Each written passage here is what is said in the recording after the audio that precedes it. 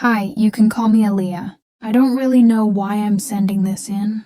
Maybe to finally let it out. Or maybe just to remind myself that what happened was real. Because no one would believe me if I told them that the girl who made my life a living hell was the same one who kissed me under the stars. This isn't just a love story. It's a story about pain, healing, and falling in love with someone who didn't even know who she truly was. She was the cruel rich girl who made my life hell, and the soft, sweet stranger who held me when I cried. They were everything I hated, and everything I loved. But what if they were the same person? I hated her. Maxine Alvarez, the rich girl with too much lipstick and too much pride. She made fun of my thrift store clothes, mocked my secondhand books, laughed when I worked at the campus cafe just to pay rent. Every day she reminded me I didn't belong, and yet there was another girl, a girl who found me crying in the alley behind the school one rainy night. She gave me her coat, her name, her warmth. "Call me Max," she said gently. "No one should cry alone." Same face, same voice, but softer, kinder. I thought she was Maxine's twin. But she wasn't. Maxine was loud, sharp, expensive. She walked through campus like a queen who didn't bleed. She insulted me every time we crossed paths. Meanwhile, Max, sweet Max, would appear in the most unexpected places. She'd bring me food after my night shift, walk me to the terminal, even once stayed with me in the ER when I fainted from exhaustion. I asked her once, "Do you have a sister?" She blinked, confused. "No, just me. Why?" I didn't push, but something didn't feel right. One evening, I was locking up the cafe when Max showed up. Her hair was messy, like she ran there. "I had a bad day," she said softly. We sat in silence, just breathing. Just feeling. And then she kissed me. It was warm, honest, real. For the first time in months, I felt like I could breathe. But the next day, Maxine passed by me in the hallway. "You? Thinking someone like me would kiss someone like you?"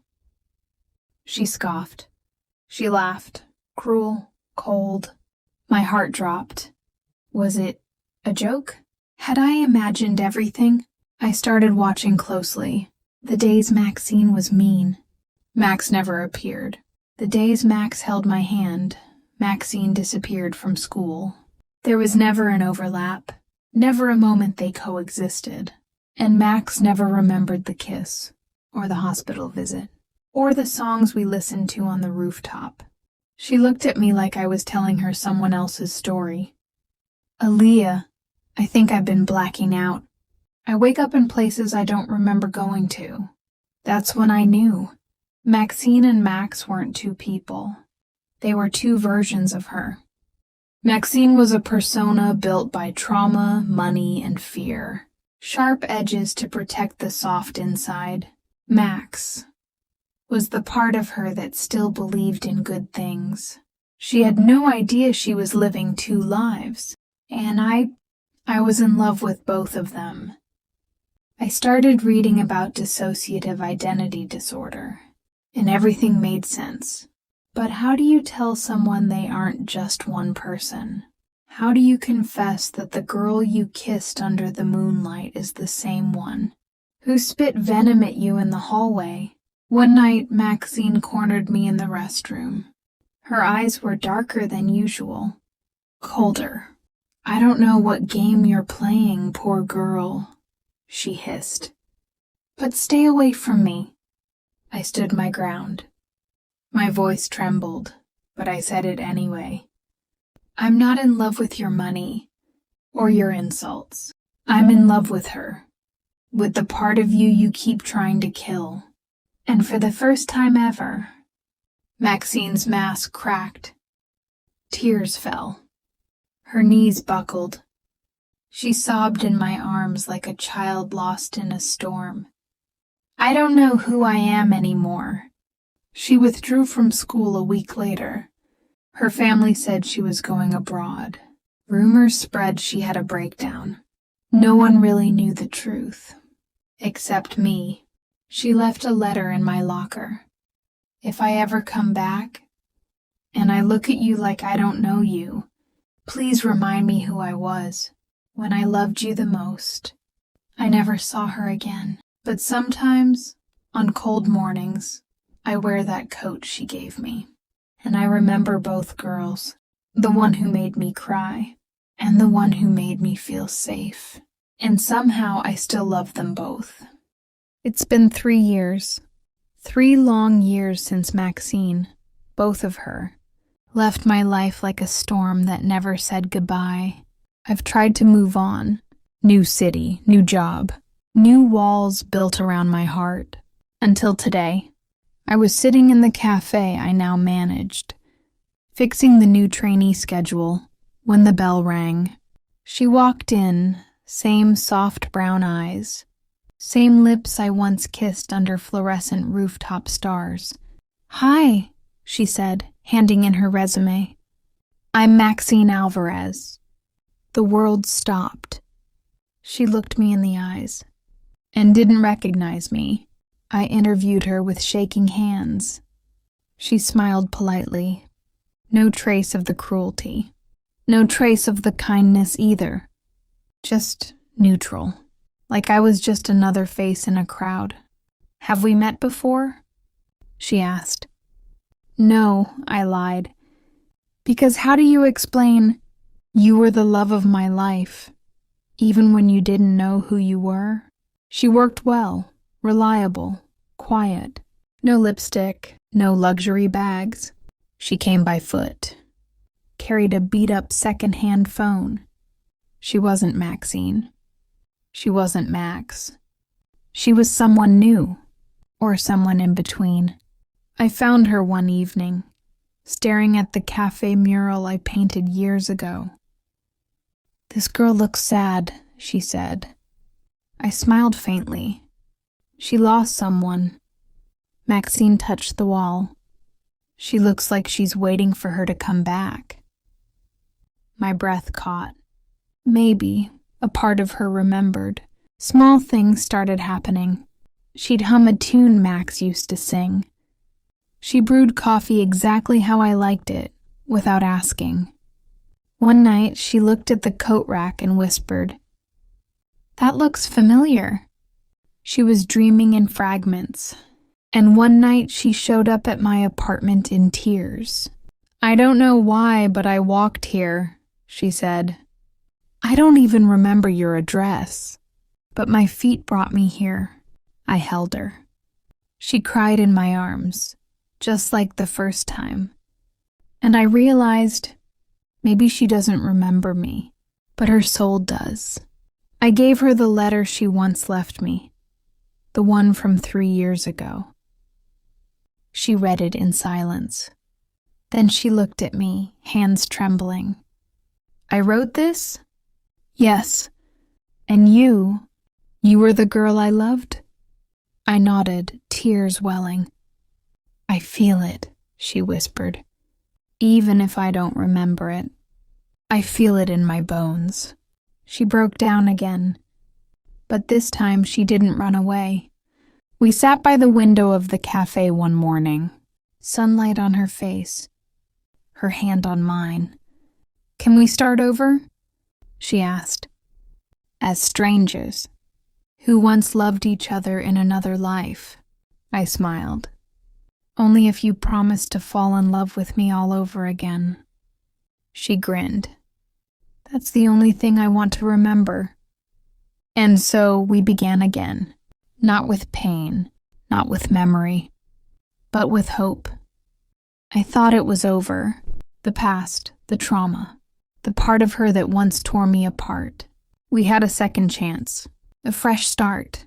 Maxine was soft now. She smiled more. She slept better. She was learning how to live without fear. And then it started again. It was little things at first. She snapped at a customer who spilled coffee. She mocked a coworker's cheap shoes. And one night when I called her Max, she pulled away. "Don't call me that," she said sharp. "But that's your name," I said, confused. She blinked, like she didn't know who she was for a second. "No, that's her name." That's when I knew. The other her was back. She stopped replying to my late-night messages, showed up with bright red lipstick again, sat in the boss's chair when I wasn't looking, and her voice, it was colder, mocking. "You think I'm still that sad little girl who cried in your arms?" I stared at her, heartbreaking. "You are that girl." She laughed. "No, sweetheart." She was weak. "I'm just cleaning up her mess." Max, the sweet version, was gone for days, weeks. I left notes in her locker, sent her songs we used to listen to. Nothing, until one rainy night, I found her standing outside the cafe, soaked, lost, eyes hollow. "I didn't know where else to go," she whispered. "I feel broken." I pulled her in, held her tightly. "You're not broken. You're just at war with yourself." She cried like she hadn't cried in years. Sometimes I hear her, mocking me, trying to take over again. I don't want to lose myself. She showed me something weeks later. A letter she had written, but not in her handwriting. "I think she wrote this," she said softly. It said, "Stop pretending you're better without me. You're weak on your own. I protected you, and I'm not going anywhere." My hands trembled reading it. "She's not protecting you," I said gently. "She's trying to survive by destroying who you are." She looked at me with a quiet strength I hadn't seen before. "I need help," she said. "Not just from you. From someone who can teach me how to live with all of me." We found a therapist, a program that specialized in dissociative identity disorder. And before she left, she took my hand. "I don't know who I'll be when I come back, but promise me this." "What?" "Promise you'll still be here." I kissed her forehead. "Even if I have to meet you 1,000 times, I'll never stop choosing you." Weeks passed, then months, and one day my phone lit up, a voice message. "Hi, it's me." Both of me, I guess. "We're trying." "I'm trying." And I think we both love you, in very different ways, but all of them are real. I cried. Because no matter how many versions of her the world gave me, she was always the one I loved. A year is a long time to wait. I tried to let go. I dated. I distracted myself. I worked until my fingers were numb. But not a day passed that I didn't wonder how she was. If she was okay. If she still remembered how I liked my coffee. And then one afternoon, the cafe door rang. And there she was. She looked peaceful, hair tied loosely. No red lipstick. No expensive perfume. But she walked like she finally knew who she was. "Hi," she said. "Can we talk?"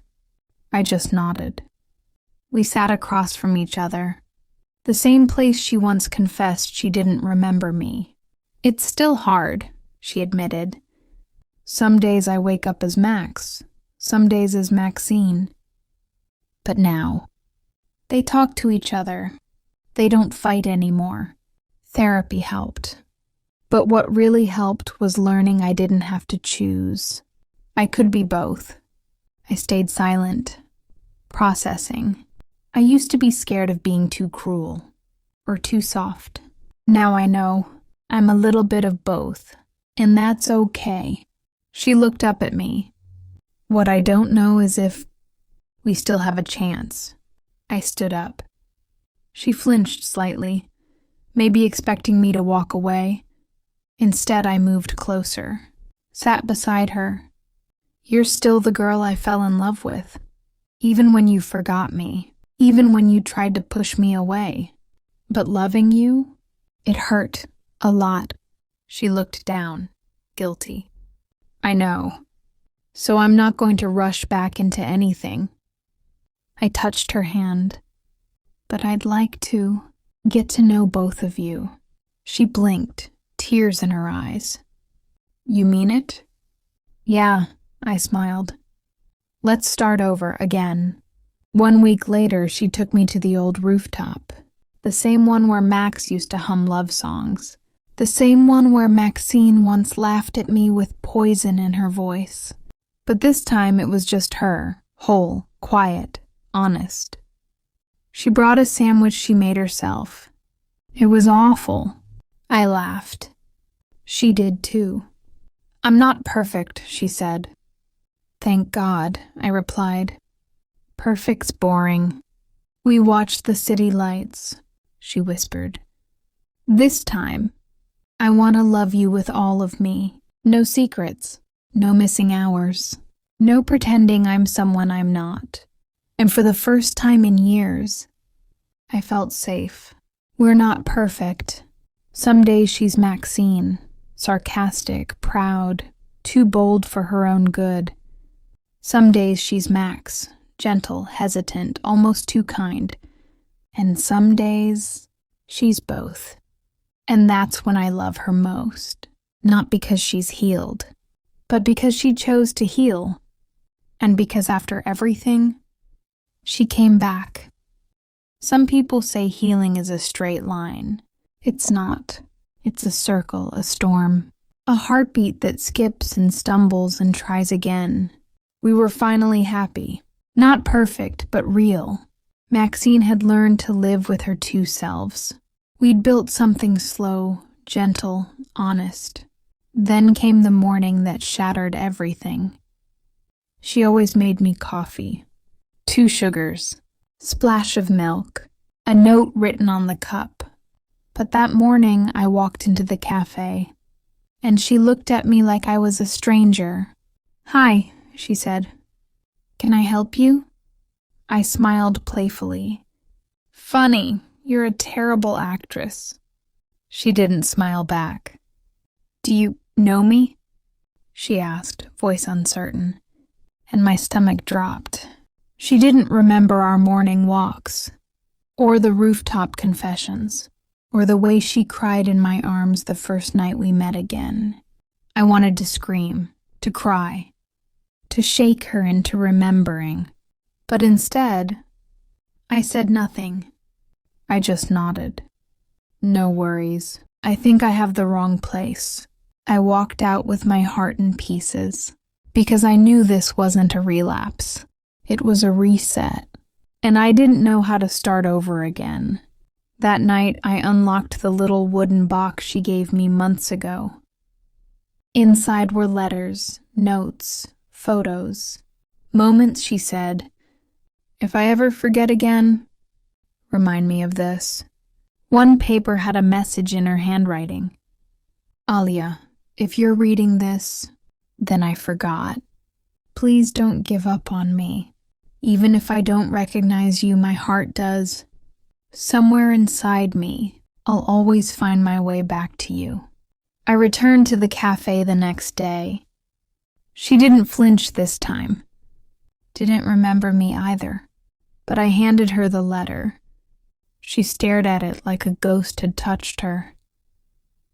"This is mine?" I nodded. "You wrote it for this moment." Her hand shook. Her lips trembled.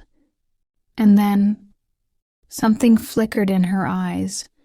One tear, then another. "Alia," she whispered, "it's you." She grabbed me, hugged me like the earth was disappearing. I knew I'd remember. "I just needed help," I cried too. Because even if she forgets 1,000 times, I will always bring her back. They always say love conquers all. They don't tell you what to do. When love becomes a ghost, Maxine didn't just forget me once. It started happening more often. Days blurred. Her eyes would glaze, and she'd speak to me like I was someone else, or no one. The Maxine I loved, the kind one. She'd flicker like a dying candle. The other one, the cold, sarcastic, spoiled one, started taking over. One night, I found her on the rooftop, alone, laughing at the city, lights like she was untouchable. "You again?" She scoffed. "Still clinging to your little fantasy?" I held back tears. "You said you'd always find your way back to me." She rolled her eyes. "Sounds like something the other me would say. Pathetic." That's when I knew. She was gone. Or maybe I was the one who stayed too long. A month later, she disappeared. No calls, no texts. Her apartment emptied. Her cafe sold. She vanished like a dream fading at dawn. All she left behind was a letter. Not for me, for herself. "To whoever I am when this ends, stop breaking hearts you don't even understand. And if you're reading this, tell Aaliyah she saved us. We just weren't strong enough to stay saved." Years passed. I heard rumors that she moved abroad, that she changed her name, that she married a man she didn't love, just to silence the voices. I never looked her up, never searched, because if she wanted to be found, she would have left a trail. I still pass by the old cafe sometimes. I still write her letters I never send, and I whisper her name into the wind. Maxine. Not the rich girl. Not the broken girl. Just the girl I loved. The girl who forgot me and never remembered again. She was my beginning and my unraveling, and in the end she left me with nothing but memory. A memory that wasn't even hers.